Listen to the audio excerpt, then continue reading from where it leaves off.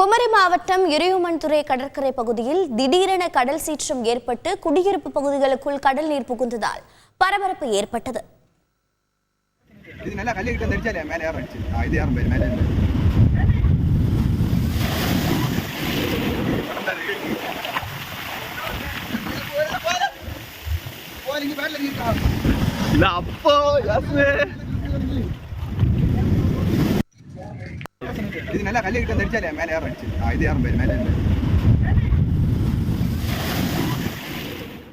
இது பற்றிய கூடுதல் தகவலை செய்தியாளர் ராஜேந்திர பிரசாத் வழங்கிட கேட்கலாம். ராஜேந்திர பிரசாத், வணக்கம். தற்போது இதற்கான காரணம் என்னவாக இருக்கும் என்று மாசு கட்டுப்பாட்டு வாரியம் தெரிவித்திருக்கிறது.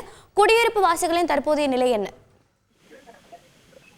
வணக்கம். அதாவது குமரி மாவட்டத்தில் மேற்கு அரபிக் கடலோர பகுதிகளான ஆரோக்கியபுரம் நேரோடி வரையிலான சுமார் 40க்கும் மேற்பட்ட மீனவ கிராமங்களை உள்ளடக்கியது இந்த மேற்கு அரபிக் கடல் பகுதி.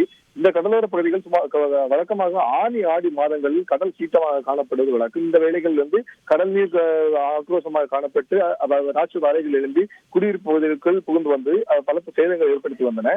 இதனை தடுப்பதற்காக வேண்டி இந்த பகுதியில் உள்ள மீனவ மக்கள் தொடர் கோரிக்கை விடுத்த அடிப்படையிலான அந்த கடற்கரை, அதாவது மேற்கு அரபிக் கடல் பகுதிகளிலிருந்து கடல் அலை தடுப்பு சுவர்கள் மற்றும் தூண்டில் வளைவுகள் அமைக்கப்பட்டு கட்டுப்பாட்டுகள் கொண்டு வரப்பட்டிருந்தது. இந்த நிலையில் இன்று மதியம் முதல் திடீரென, அதாவது குமரி மேற்கு அரபிக்கடல் பகுதிகளான இறைமந்துரை, நீரோடி, வல்லவளை மற்றும் இணையம், கோவளம் உள்ளிட்ட பகுதிகள் கடல் சீற்றமாக காணப்பட்டது. ராட்சத அலைகள் எழுப்பி வந்தன.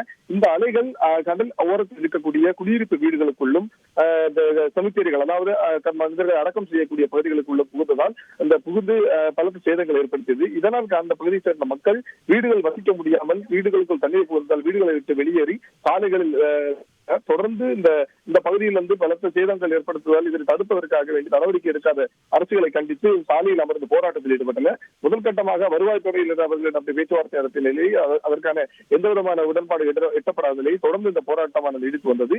இதனை அடுத்து தீயணைப்பு துறையினர் அந்த பகுதிக்கு பாதுகாப்பு பணியில் மீட்பு பணியில் ஈடுபட்டு வந்தனர்.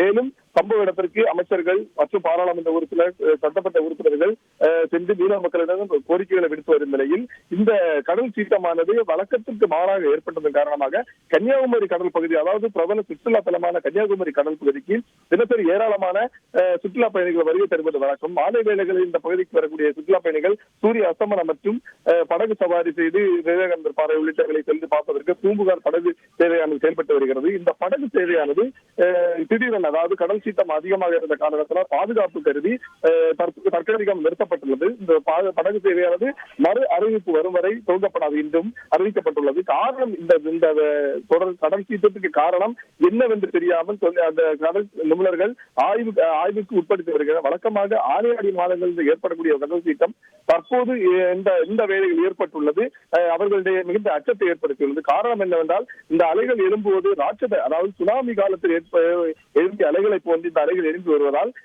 இது ஏதேனும் அடையாளத்தை குறிக்கிறதா என்ற கோணத்தில் அச்சத்தை ஏற்படுத்தியுள்ளது.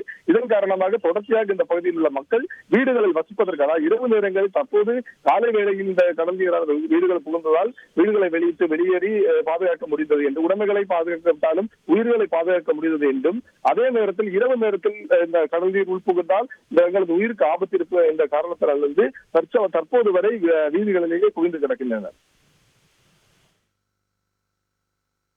விரிவான தகவல்களை வழங்கியதற்கு நன்றி ராஜேந்திர பிரசாத். செய்திகளை உடனுக்குடன் தெரிந்து கொள்ள உடனே சப்ஸ்கிரைப் பண்ணுங்க.